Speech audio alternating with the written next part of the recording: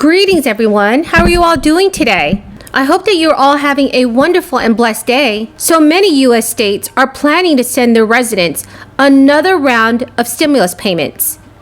President Joe Biden is urging that states do not end the $300 weekly federal unemployment boost. Here is your daily news report and fourth stimulus check update. In this video, I will be discussing the new relief payments that are coming very soon. Thank you so much, everyone, for being here today. Remember that this Friday evening, I will be giving away another $75 Amazon gift card. To enter the giveaway, all you have to do is subscribe to my channel, like and share the video, and also leave a comment below. Thank you so much. As part of the $1.9 trillion American Rescue Plan, the new spending rules outline guidance on the state and local fiscal recovery fund.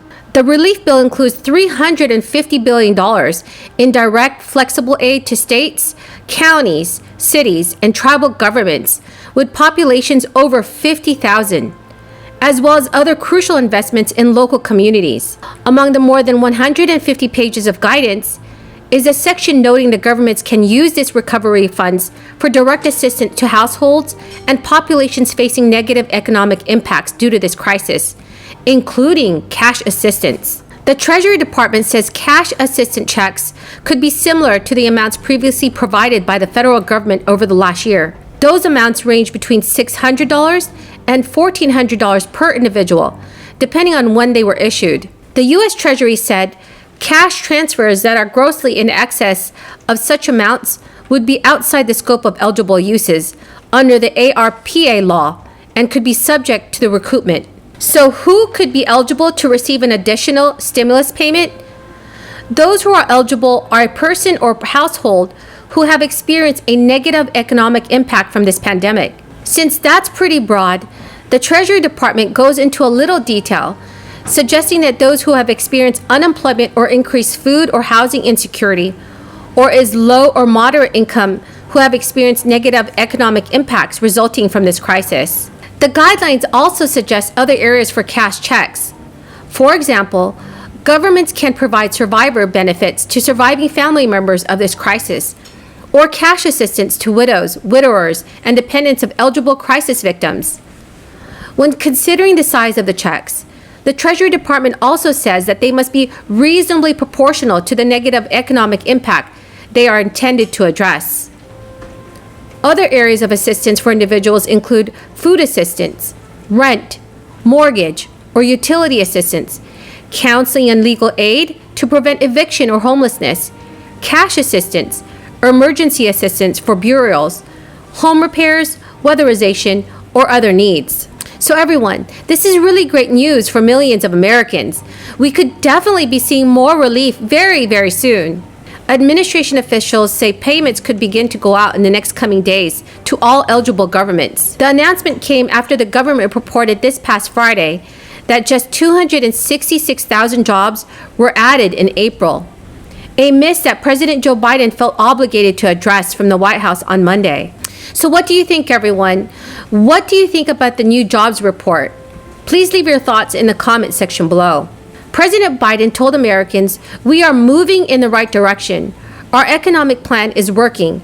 I never said, and no serious analyst ever suggested, that climbing out of the deep hole our economy was in would be simple, easy, immediate, or perfectly steady." Republican lawmakers have suggested that his $1.9 trillion stimulus relief package, with its extra unemployment benefits, has hurt hiring because people can earn more money by staying at home than working. But President Biden emphasized that much of the money is still being dispersed and noted that the new portal for state and local government aid. Biden also stated, "The money that we're going to be distributing now is going to make it possible for an awful lot of educators, first responders, sanitation workers to go back to work." President Biden is pushing even more ambitious government spending, proposing a combined $4 trillion of investments in infrastructure, families, and education to be funded by higher taxes on corporations and the wealthy. Some of that funding would be built on child tax credit and state and local government money that were part of the relief package. But the U.S. Treasury has placed restrictions on the financial assistance. Officials said the funds should not be used by state and local governments to cut taxes, pay down debt, or bolster reserve funds. The aid to state and local governments has largely been pushed by Democrats. Republican lawmakers generally opposed the aid because they said it would encourage wasteful spending and noted that the state tax revenues had generally rebounded from the downturn. Gene Sperling, who is overseeing aid distribution for the White House, stated, "We all know that one of the things that held back the recovery the most after the Great Recession was a contraction of state and local government. This is responding to the lessons of the past in a powerful way.